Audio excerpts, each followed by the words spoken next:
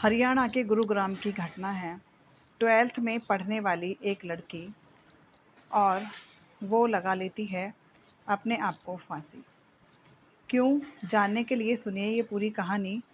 2 मई को उसका जन्मदिन होता है और वो जन्मदिन मनाकर जब वापस आती है, वापस आने के बाद उसी रात वो अपने आप को उसी दिन अपने आप को लगा लेती है फांसी। क्यों? जानने के लिए सुनिए ये पूरा वाक़या। लड़की का नाम नाम जो होता है वो प्रशा होता है। हरियाणा के गुरुग्राम की रहने वाली लड़की होती है, 12th क्लास में पढ़ती है। तो उसका जन्मदिन होता है, घर पर पिता कहकर जाते हैं कि हम शाम को इकट्ठा जन्मदिन मनाएंगे और सब लोग बहुत खुश थे। सभी काफ़ी मतलब खुशी के साथ बेटी के जन्मदिन की तैयारी कर रहे थे। घर में माता-पिता, भाई और बहन 4 लोग ही होते हैं। उसके बाद में जो प्रशा की एक फ्रेंड होती है समीक्षा, समीक्षा कहती है कि बाहर बर्थडे मनाएंगे, घर पर तो तुम हमेशा मनाती हो, माता-पिता के साथ बाद में मना लेना। एक काम करो, पहले तुम हमारे साथ बर्थडे मना लो।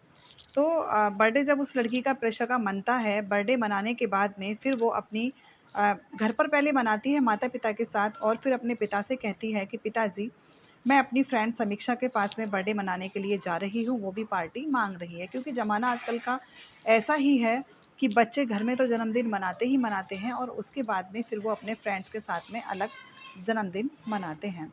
इसी तरह से जो प्रशा होती है वो समीक्षा के साथ चली जाती है और जो लड़का जो था वो समीक्षा का भाई होता है, साहिल।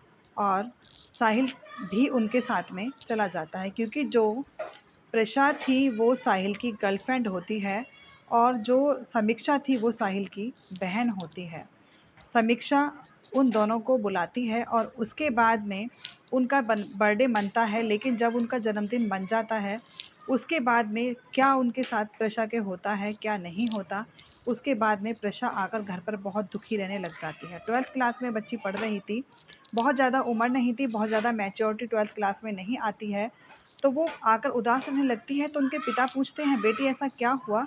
हमने तो तुम्हारा जन्मदिन बहुत धूमधाम से मनाया और तुम हो कि इतनी चुप-चुप सी रहने लगी हो।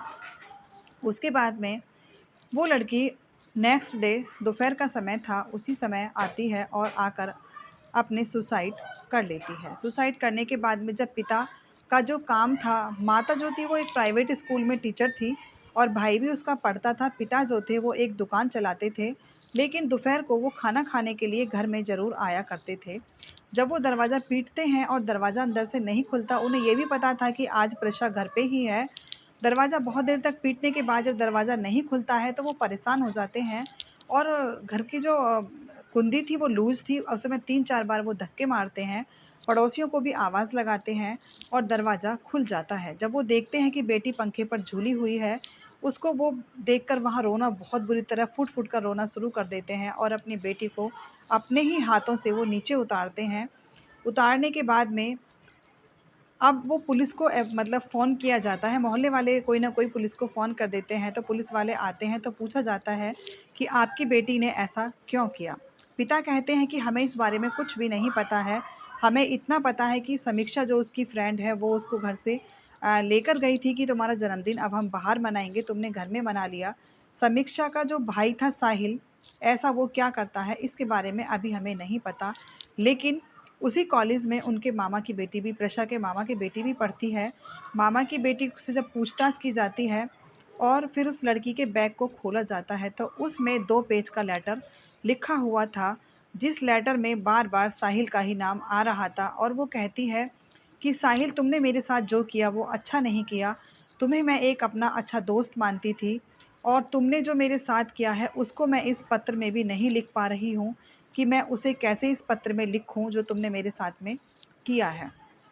माता-पिता और भाई की तहरीर पर साहिल की ढूँढ चल रही है, लेकिन साहिल अभी फ़रार है। साहिल का कहीं अता-पता नहीं चला है और माता-पिता अपनी एक 12th में पढ़ने वाली बच्ची को खो देते हैं। समस्या ये नहीं है कि एक प्रशा का कत्ल हुआ है। समस्या जो है वो आज की हर एक बेटी की है कि हम अपने बच्चों को चाहे ज़िंदगी की कितनी भी खुशियाँ दे लें, कितनी भी कीमती तोहफ़े क्यों ना दे लें, लेकिन बच्चे कहीं भी सैटिस्फ़ाई नहीं होकर रह जाते हैं।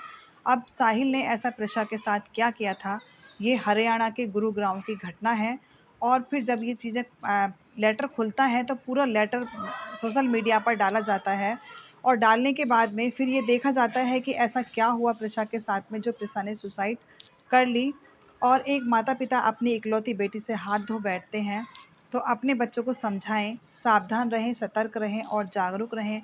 मैं इसी तरह की जो कहानी है वो लेकर आती हूँ, ताकि हमारे बच्चे सावधानी के साथ जिएँ और किसी पर भी आँख बंद करके भरोसा ना करें।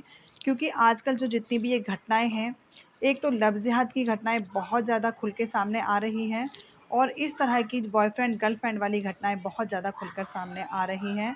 सभी सावधान रहें, सतर्क रहें। मैं कहानी को सुनाकर किसी को परेशान करना नहीं चाहती हूँ।